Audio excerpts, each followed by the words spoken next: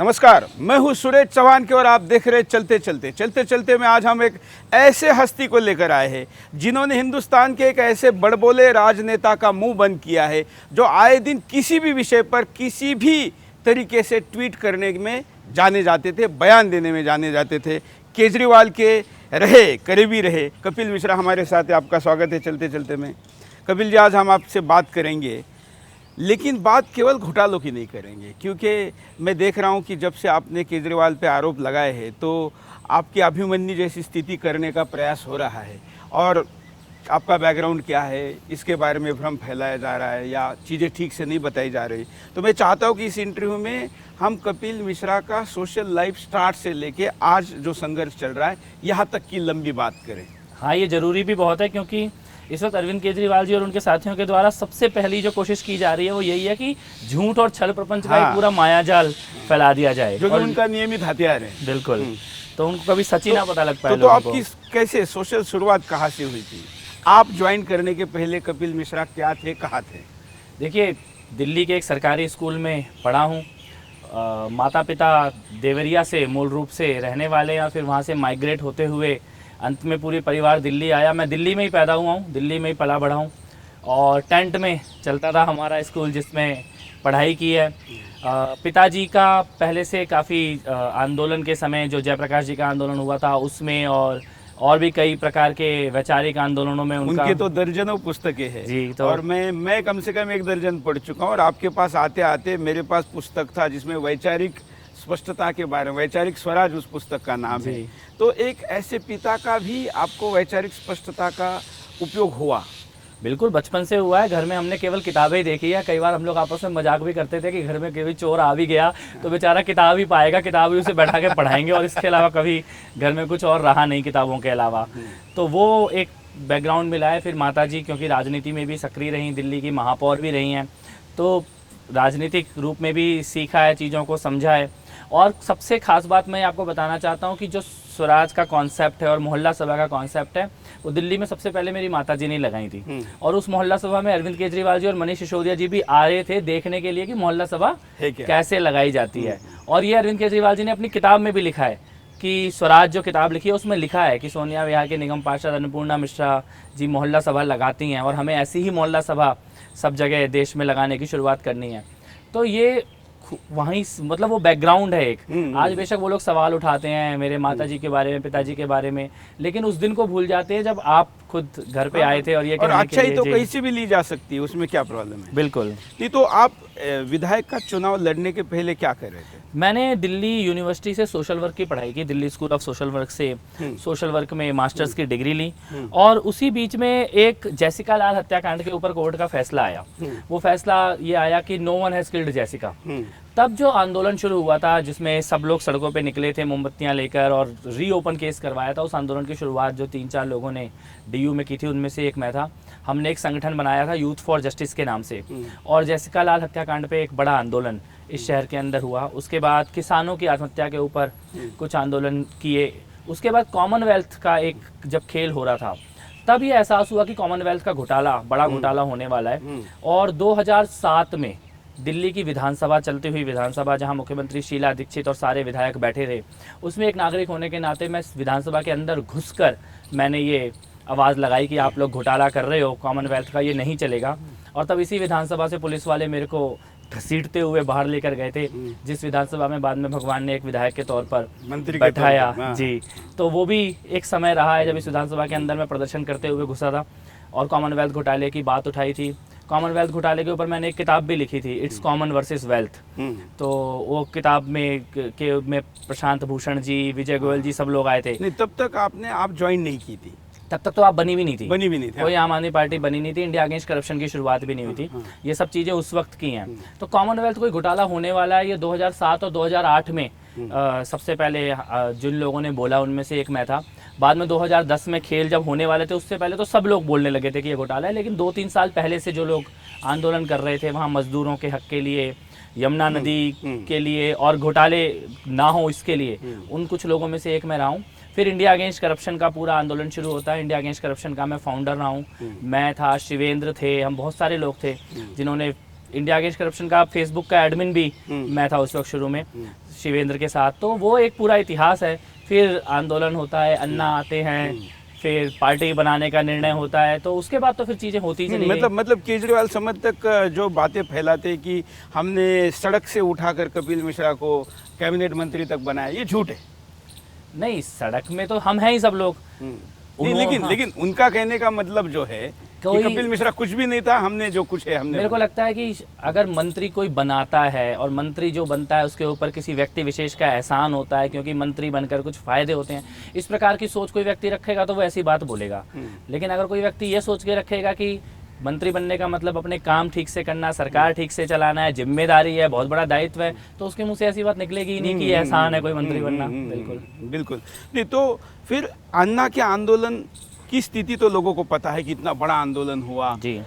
उस दौरान पार्टी बनाने का निर्णय कैसे हुआ? क्योंकि सबसे बड़ा जो इसके पीछे का षड्यंत्र है या इसके ऊपर संशय की सुई जाती है वो यही से जाती है कि ये एक इतना बड़ा आंदोलन एकदम से, मतलब अन्ना को भी धोखा था ये। दो चीज़ें हैं इसमें, मैं खुल के अपनी बात रखूंगा। पहली बात तो ये कि एक पार्टी बनाने का निर्णय ज़्यादातर लोगों को नहीं मालूम कि क्यों हुआ अचानक, उनमें से एक मैं भी हूँ। लेकिन वो निर्णय गलत हुआ ये कहना नहीं मानता, क्योंकि ऐसा लगा कि वो निर्णय नहीं होता तो शायद वो आंदोलन भी कहीं ना कहीं ख़त्म हो गया होता। तो देश को एक राजनीतिक विकल्प की आवश्यकता तो थी और इसीलिए लोग जुड़ भी गए उसके बाद। तो निर्णय गलत या सही, गलत लोगों ने किया हो ये हो सकता है, लेकिन एक राजनीतिक विकल्प तो इस देश में आवश्यक रहा ही है और ज़रूरी भी था, और उस आंदोलन का आगे और किधर जाता। लेकिन वो उसी प्रकार से अचानक हुआ या कुछ लोग पहले से प्लान किए हुए बैठे थे, वो जानते थे कि आंदोलन को इसी दिशा में ले जाना है और जनता को नहीं बताया, ऐसा कभी कभार आभास होता है। बिल्कुल। और यहीं पर जो इरादों के ऊपर जो संशय आता है वो यही से आता है कि इरादे ही नेक नहीं थे, क्योंकि अन्ना भी ये बोल चुके हैं। एक बात जरूर समझ में आती है मेरे को, कुछ लोगों की आंखें अन्ना आंदोलन के समय खुली, उन्होंने उस वक्त विरोध किया। कुछ लोगों की आंखें तब खुली जब पार्टी बनाई गई। कुछ लोगों को तब समझ में आया जब चुनाव के टिकट बंटने शुरू हुए। फिर कुछ लोग जैसे प्रशांत भूषण योगेंद्र यादव जी के समय निकल के चले गए। कुछ लोग मेरे जैसे लेट लतीफ है जिनको अभी आंखें खुल रही हैं, अभी समझ में आ रहा है। कुछ लोग अभी भी नहीं है, उनको शायद आने वाले समय में चीजें स्पष्ट होंगी। लेकिन ये बात जरूर है कि जो भी व्यक्ति खड़े होकर सवाल उठा सकता है, जो भी व्यक्ति पूछ सकता है कि इसका कारण क्या है, आप ये क्यों कर रहे हो, ऐसे किसी भी व्यक्ति को ज्यादा दिन रहने नहीं दिया गया। धीरे धीरे सबको बाहर कर दिया गया और आज जो 5-6 लोग आसपास बैठे हुए हैं उनमें से कोई इस स्थिति में नहीं है कि वो आंख में आंख डाल के सवाल पूछ ले। नहीं, लेकिन आपको भी इतनी देरी क्यों हुई? ये एक कॉमन सवाल है कि क्यों देरी हुई। मैं आपको बताता हूँ, जैसे आज भी कई विधायक या मंत्री हैं जो नहीं बोल रहे, मैं उनकी गलती नहीं मानता। वहाँ पर एक ऐसा माहौल तैयार रहता है जिसमें आपको ऐसा लगता है कि अरविंद केजरीवाल, भगवान के बाद अगर इस धरती में कोई सच्चरित्र व्यक्ति पैदा हुआ है तो वो अरविंद केजरीवाल है, और वो चीज़ें सामने नहीं आती हैं। तो जब प्रशांत भूषण और योगेंद्र यादव जी को बाहर निकालने की पूरी बात हुई, तब मैं पहले महत्वपूर्ण भूमिका मेरी रही। मुझे कहा गया कि आपको इनके सवाल पूछने हैं, ज़रूरत पड़ने पर एग्रेसिव भी होना है, और मैं हुआ, क्योंकि मेरे को लगा अरविंद केजरीवाल कह रहे हैं तो बिल्कुल सही कह रहे होंगे। और आज मेरे को ये पश्चाताप है, ये आत्मग्लानि है कि अगर उस दिन मैंने वो भूमिका नहीं निभाई होती तो आज ऐसे कुछ लोग अंदर बैठे होते जिनके सामने अरविंद केजरीवाल आंख उठाकर ये नहीं कह सकते थे कि हाँ मैंने घोटाला किया है, जो करना है कर लो, या चुप नहीं रह सकते थे। तो वो सब गलतियां जरूर। हालांकि प्रशांत भूषण जैसे देशद्रोही लोगों का तो हम कोई समर्थन नहीं कर सकते, लेकिन खैर जो भी लेट आने में या आप जागने में, मतलब आपने आरोप लगने में और आपके पास तथ्य आने में कितना समय गया? मैं आपको बताता हूँ। एक चीज़ तो ये थी कि खबरें हवा में होती थी कि भ्रष्टाचार है, घोटाला है, जैसे सत्येंद्र जैन जी के बारे में चर्चाएं चारों तरफ थी, लेकिन कुछ सामने दिखता नहीं था। एक भरोसा था हमेशा कि कोई भी भ्रष्टाचार करे, अरविंद केजरीवाल बेईमान नहीं हो सकता। जिस दिन अरविंद केजरीवाल को पता लगेगा वो भ्रष्टाचारी को बाहर कर देंगे। तो इस भरोसे पे चीजें चल रही थी और ये भरोसा ज्यादातर लोगों को, कार्यकर्ताओं को जो था उनको रहा। लेकिन जितने लोग बाहर किए गए उनमें से एक भी व्यक्ति भ्रष्टाचार के लिए बाहर नहीं किया गया, वो अरविंद केजरीवाल के खिलाफ आवाज उठाने के लिए बाहर किया गया। इसीलिए तो मैंने ये बात बोली जब उन्होंने कहा कि कपिल मिश्रा को पार्टी से निलंबित करेंगे, तो मैंने कहा ये भ्रष्टाचार के खिलाफ आंदोलन था, इसमें बाहर वो जाएगा जिसने भ्रष्टाचार किया हो। मेरे को तो मंत्री से हटे हुए भी अभी 3 हफ्ते हो गए, आप मेरे खिलाफ एक भी भ्रष्टाचार का मामला लेकर आओ, मैं चला जाता हूँ सरकार से बाहर। और दूसरी बात मैंने ये कही कि सरकार के सारे मंत्रियों के सारी फाइलें जनता के बीच में रख दो और जनता और विशेषज्ञ और मीडिया एक एक ऑर्डर और फाइल पढ़ ले। जिस मंत्री ने कानून तोड़ा हो या भ्रष्टाचार किया वो बाहर जाएगा। और पूरे साहस से कह रहा हूँ अरविंद केजरीवाल अपनी फाइल भी रख दें और मेरी फाइल भी रख दें। और मैं ये आत्मविश्वास के साथ कह सकता हूं कि जिस दिन ये हो गया उस दिन अरविंद केजरीवाल इस पार्टी से बाहर जाएंगे, कपिल मिश्रा नहीं जाएगा। तो ये दिन कब आएगा? आने वाला है, मेरे को लगता है नियति।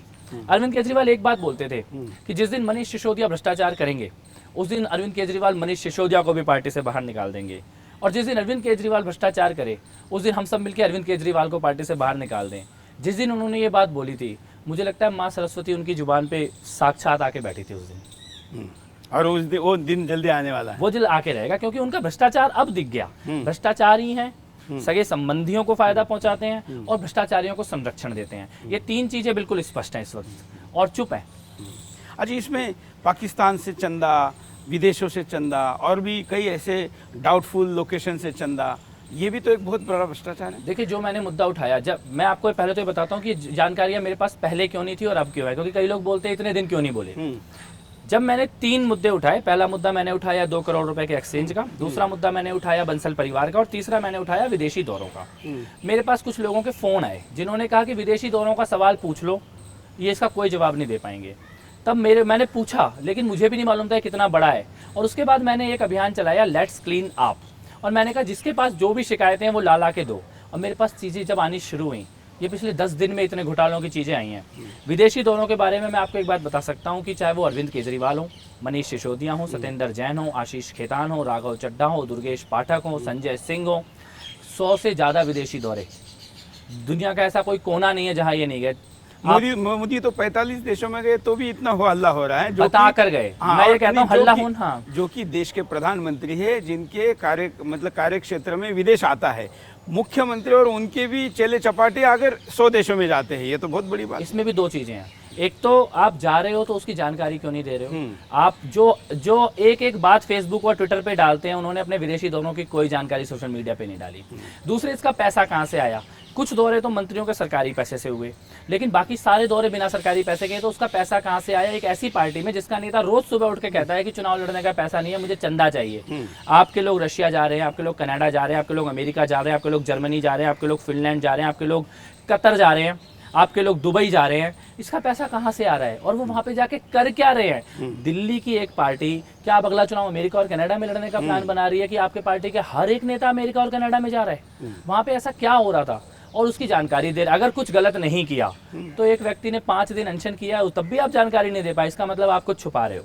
एक बात मैं कह सकता हूं, अभी तक जो जानकारियां मेरे पास आई हैं, इन्होंने देश विरोधी ताकतों से मिले, देश के खिलाफ के लोगों से चंदा लिया है, इन्होंने ऐसी गतिविधियों को समर्थन किया है जो इस देश के खिलाफ थी। उनके तथ्य मैं इकट्ठे कर रहा हूँ, और जिस दिन ये सारे तथ्य आ गए उस दिन इन तथ्यों को फिर इनके खिलाफ, देश के खिलाफ काम करने के लिए भी मैं मुकदमा चलाऊंगा, इसको नहीं छोड़ेंगे। लेकिन इसमें एक चीज जो बड़ी अजीब सी लग रही है वो चुप्पी है। कोई भी आदमी कितनी बार विदेश गया, वो 1 मिनट में पासपोर्ट खोल के जनता को दिखा सकता है। किसी ने मेरे से एक बात बोली है और मुझे इस बात पे अब भरोसा है, जिस दिन सारे नेताओं के विदेशी दौरे सामने आ गए उस दिन अरविंद केजरीवाल देश छोड़ के भाग जाएंगे। बहुत बड़ी बात बोल रहे हैं, देश छोड़ के भाग, बिल्कुल भाग जाएंगे, फिर नहीं रुकेंगे, या तो जेल में होंगे या भाग जाएंगे। उसमें जो आपने विदेशी ऐसी ताकतों की बात की जो देश विरोधी है, पंजाब का चुनाव और वहाँ पर खलिस्तानवादियों का साथ, क्या ये उससे लिंक है? कुछ डिटेल जरूर उससे रिलेटेड आ रहे हैं। कुछ जगह ये ऐसी रुके जो व्यक्ति खुद आतंकवादी गतिविधियों में शामिल रहे, उनके घर में अरविंद केजरीवाल जी तक रुके हैं। और एक बात मैं आपको कह सकता हूँ, आज पंजाब ने पूरा देश बचा लिया। अगर पंजाब से गलती हो गई होती, जिस प्रकार की राजनीति ये लोग कर रहे हैं और जिस प्रकार के घोटाले और अपराध सामने आ रहे हैं, अगर ये लोग पंजाब जैसे राज्य में आ जाते तो शायद पूरे देश के ऊपर खतरा होता। मतलब पंजाबियों ने पूरा हिंदुस्तान बचाया इस बार, जो हमेशा बचाते हैं, इस बार भी बचाया, बहुत अच्छी बात है। अब विदेशी वाला तो मुद्दा, सरकार, केंद्र सरकार आपको कुछ मदद करे, उसमें आगे बढ़े, ऐसा कोई प्रयास आप कर रहे हैं? मैंने सीबीआई को शिकायत दर्ज कराई है। मैंने लोकायुक्ता को शिकायत दर्ज कराई है। मैं उपराज्यपाल महोदय के पास जा रहा हूँ, उनसे कह रहा हूँ कि इनके डिटेल सामने आए। उसके अलावा मैंने भ्रष्टाचार की हवाला के जो डिटेल मैंने दिए हैं, इस देश के इतिहास में आज तक किसी मुख्यमंत्री का हवाला से सीधा संबंध, कभी इस प्रकार से आरोप बहुतों पे लगे, लेकिन तथ्यों और डॉक्यूमेंट के साथ एक मुख्यमंत्री का ये संबंध स्थापित हो जाए कि हेम प्रकाश नाम के व्यक्ति का लेटर हेड अरविंद केजरीवाल के घर पे रखा हुआ है, और उसके बाद वो बाहर आकर बोल रहे हैं कि चंदा मुझे मुकेश कुमार ने दिया है। और हेम प्रकाश वही व्यक्ति जिसके यहाँ पर जब छापा पड़ता है तो सोफे से, गद्दे से और बाथरूम से नोटों की गड्डियां निकलती हैं। मेरे को लगता है ऐसा सीधा संबंध किसी मुख्यमंत्री का हवाला से साबित हो, ये इस देश में पहली बार हुआ है। बिल्कुल। और जिस बीजेपी पे वो आरोप लगाते हैं, उनके आडवाणी जी ने हवाला का आरोप लगाते ही ना केवल संसद से बल्कि राजनीतिक पदों से भी इस्तीफा दिया था। आडवाणी जी तो बहुत बड़ा नाम आपने बोला है, इतने सबूत आने के बाद तो लालू यादव ने भी कुर्सी छोड़ दी थी। ये तो लालू से भी गए गुजरे। खैर, अब क्या आगे क्या, अभी कौन से घोटाले और बाहर निकाल रहे हैं? हमने सुना है कि रोज एक घोटाला नया आपके सामने आ रहा है। रोज आ रहे हैं। मतलब अभी तक तो ऐसा था कि एक घोटाले खोल रहा था, लेकिन अब स्थिति ऐसी आ गई है कि एक दिन में 3 घोटाले भी खोलने पड़ रहे हैं। इतना ये इन्होंने हर बात में बोला कि उपराज्यपाल हमें पेन भी नहीं उठाने देते, केंद्र सरकार हमें काम नहीं करने देती। मैं जब मंत्री था तो मैंने ये बात कई बार बोली कि मेरे मंत्रालय का तो कोई काम आज तक नहीं रुका, और मेरे को आज तक, आप पूरे मीडिया में ऑन रिकॉर्ड देख लीजिए, मेरा ऐसा कोई बयान नहीं मिलेगा कि मेरा काम उपराज्यपाल या केंद्र सरकार के कारण रुका है। तो मैं सोचता था कि ये कौन से काम है जो रुकते होंगे, क्या है ऐसी चीज। और अब जब मैं देख रहा हूँ घोटाले, तो मेरे को लग रहा है कि घोटाले के समय तो ना इनको उपराज्यपाल के पास फाइल भेजनी पड़ी, ना केंद्र सरकार के पास। करोड़ों के घोटाले होते चले गए, सारी ताकत इनके पास थी, और जहां आ गया कि जन लोकपाल लाना है, स्वराज लेकर आना है, तो कोई ना कोई ऐसा पेच कि उपराज्यपाल काम नहीं करने दे रहे हैं और केंद्र सरकार काम नहीं करने दे रही है।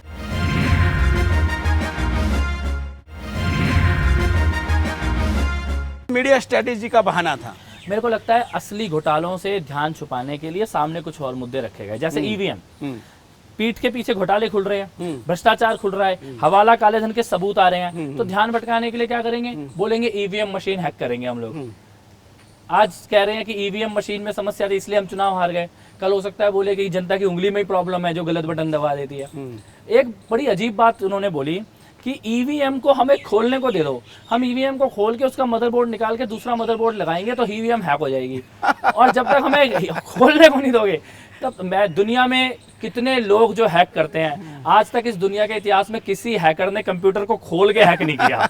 तो इससे बड़ा मजाक क्या है? और स्ट्रांग रूम में रखे होते हैं, इनका ही स्ट्रांग रूम है राज्य सरकार का, इन्हीं का चुनाव आयोग था राज्य का। एक कड़वा सच है कि लोग अरविंद केजरीवाल को वोट नहीं देते। इस कड़वे सच को छुपाने के लिए 100 झूठ बोले जा रहे हैं, और इसके अलावा कुछ नहीं है। अब कौन से घोटाले जो अब उजागर करने वाले हैं? आज भी कोई प्रेस कॉन्फ्रेंस है? देखिए, सबसे गंभीर मामला जो आया है वो है कि दवाइयों में घोटाला हुआ है। दवाइयों में इतना भयानक घोटाला किया गया कि अस्पतालों की दवाई खरीदने का सारा अधिकार छीन लिया गया। एक एजेंसी बनाई गई जिसको कहा गया कि सारी दवाइयां तुम खरीदोगे। उस एजेंसी को अगले दिन मीटिंग करके कहा गया कि सारी दवाइयां 1 साल की एडवांस में खरीद लो। और उसके बाद वो दवाइयां, क्योंकि अस्पतालों में 1 साल की दवाई रखने की जगह नहीं होती, तो एक गोदाम में रख दी गई, दवाइयां सड़ गई, और अब अरविंद केजरीवाल अस्पताल में जाके बोल रहे हैं कि दवाइयां खत्म हो गई हैं और दवाइयां खरीदो।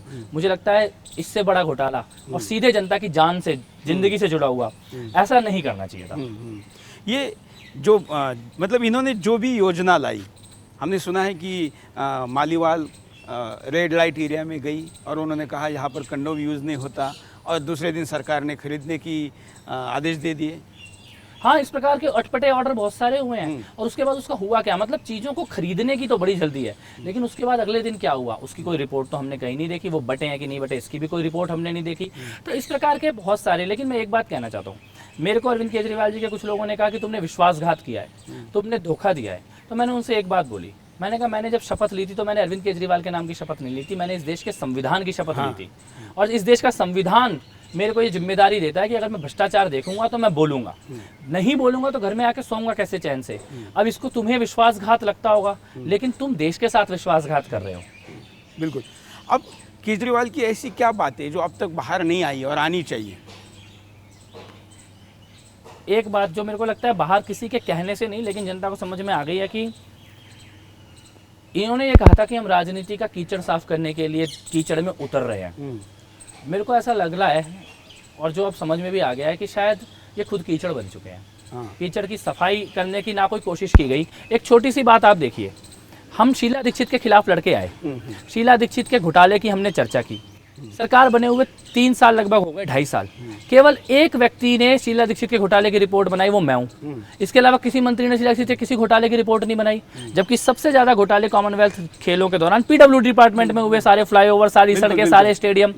मैं मंत्री बनने के 1 महीने के अंदर 400 करोड़ के घोटाले की रिपोर्ट दे सकता हूँ। तो 2.5 साल के बाद एक भी घोटाले की रिपोर्ट नहीं आई शीला दीक्षित के। एक और बात बड़े पैमाने पर उठती है कि अरविंद केजरीवाल ऐसे देशद्रोहियों के, आतंकवादियों के समर्थन में क्यों खड़े होते हैं?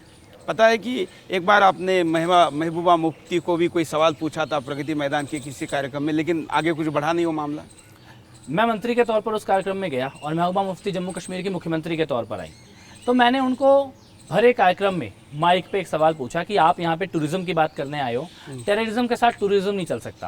और मैंने कहा महबूबा मुफ्ती ऑन रिकॉर्ड इस बात को बताएं कि वो अफजल गुरु को आतंकवादी मानती हैं कि शहीद मानती हैं, वो वानी को आतंकवादी मानती हैं कि शहीद मानती हैं। ये सवाल मैंने उनसे पूछा और वो बिल्कुल चुप हो गई और सारे मीडिया के सामने ये सवाल पूछा।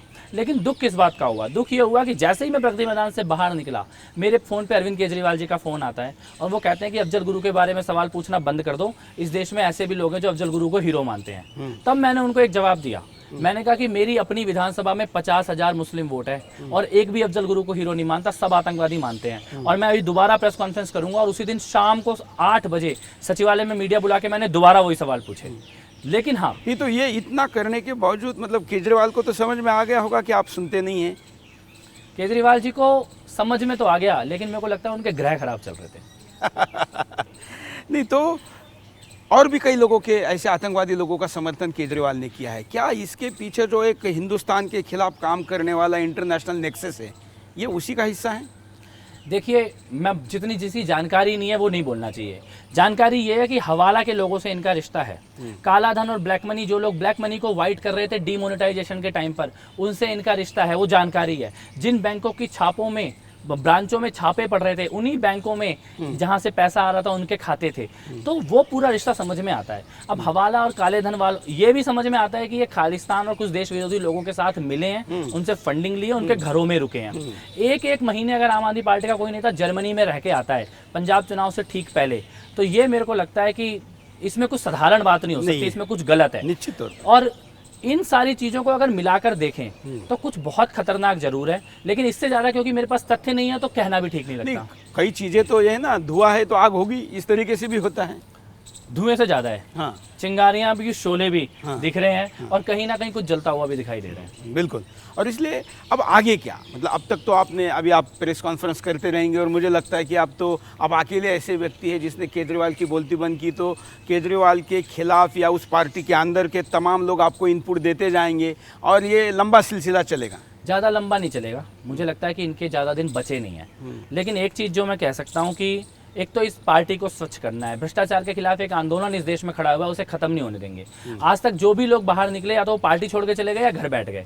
ये पहली बार हुआ है कि ना घर बैठूंगा ना पार्टी छोड़ूंगा। 4-5 भ्रष्टाचारी हैं, इनको बाहर करेंगे, इनका काला सच देश के सामने लेकर आएंगे, जनता के बीच में जाएंगे। और जिन चीज़ों की इन्होंने बात की, इन्होंने बोला राइट टू रिकॉल होना चाहिए, जनता अगर बोले तो वापस कुर्सी छोड़नी चाहिए, तो उस दिशा में लेके जा रहा हूँ। कोशिश करते हैं, जनता जब बोलेगी तो जनता की आवाज़ में भगवान की आवाज़ होती है। बिल्कुल। लेकिन एग्जैक्ट क्या, मतलब जैसे आज हम बात कर रहे हैं, तो आपको क्या उम्मीद है कि कितने दिनों में सरकार गिर सकती है, बाकी लोग भी बाहर आ सकते हैं? मैं बढ़ा चला के ना बोलूँ तो एक तो उम्मीद है कि शायद ये 1-1.5 महीने भी ना चल पाए। सत्येंद्र जैन के जेल जाने के बाद अरविंद केजरीवाल इस कुर्सी पर नहीं बैठ सकते, क्योंकि सबको पता है कि सत्येंद्र जैन और अरविंद केजरीवाल एक ही व्यक्ति हैं, मिलकर काम कर रहे हैं। सत्येंद्र जैन का जेल जाना निश्चित है, जिस प्रकार के भ्रष्टाचार उन्होंने किए हैं। उसके बाद भी अगर उसके बाद भी कहते हैं ना, किसी को एक्सटेंशन दे के कि ट्यूब व्यूब लगा के भी जिंदा रहे, तो भी किसी भी स्थिति में ये जनवरी 2018 नहीं देखने वाले।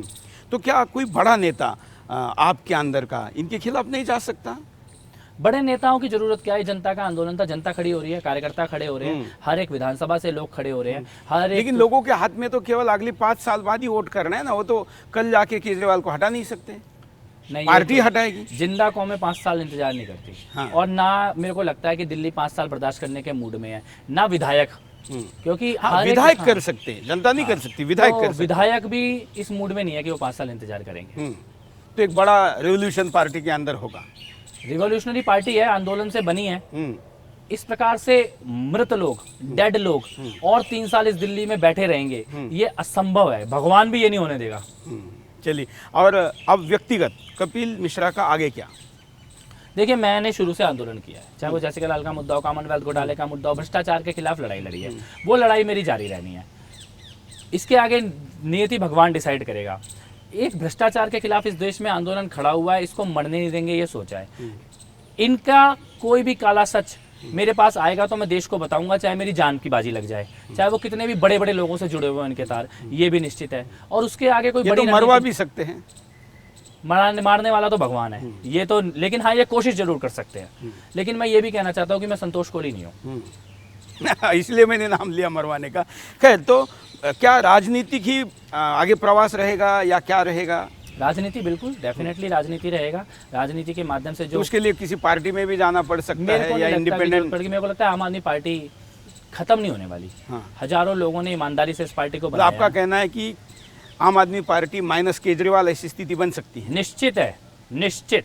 आम Aadmi Party minus Kejriwal, minus Sanjay Singh, minus Durgesh Pathak, minus Ashish Khetan, minus Raghav Chadha, minus भ्रष्टाचारी। मतलब आप जरूर सारे चलेगी। नक्सलियों के नाम ले रहे हैं जिन पे आरोप है जो नक्सल। भी इस देश के खिलाफ काम कर रहा है, कानून तोड़ रहा है, भ्रष्टाचार कर रहा है, और ऐसे लोग बहुत ज्यादा नहीं है इस पार्टी में। ऐसे लोग मुट्ठी भरी हैं। बाकी तो ईमानदार लोग, सड़क पे चलता हुआ आम आदमी है जो एक उम्मीद के साथ और जुड़ा कई था। लोगों ने अपना जॉब छोड़ के और अच्छी अच्छी सैलरी छोड़ के बहुत आए। लोगों ने दुनिया भर से नौकरी छोड़कर लोग आए हैं। जो नौकरी नहीं छोड़ी उन्होंने अपनी मेहनत की कमाई से चंदा दिया है। जब ये बोलते थे हम 10-10 रुपए लेकर चुनाव लड़ेंगे और करोड़ों लाखों रुपए का चंदा किसी से नहीं लेंगे, आज केवल करोड़ों में चंदा लिया जा रहा है। पंजाब में एक भी 10 रुपए की पर्ची नहीं काटी गई है। चलिए, आगे भी आपसे बात होती रहेगी, लेकिन हम सुदर्शन और दर्शकों की तरफ से तो यही कहेंगे कि किसी ने तो आवाज़ बुलंद की है, कब की, क्या की, इस पे सवाल उठाने से अच्छा है कि आपने ये किया है और एक सत्य है। तो आप यही संघर्ष जारी रखिए, हम आपके साथ हैं और हम आशा करते हैं कि आपका राजनीतिक जीवन अच्छा हो। आपको शुभकामनाएं। Thank you very much sir, thank you.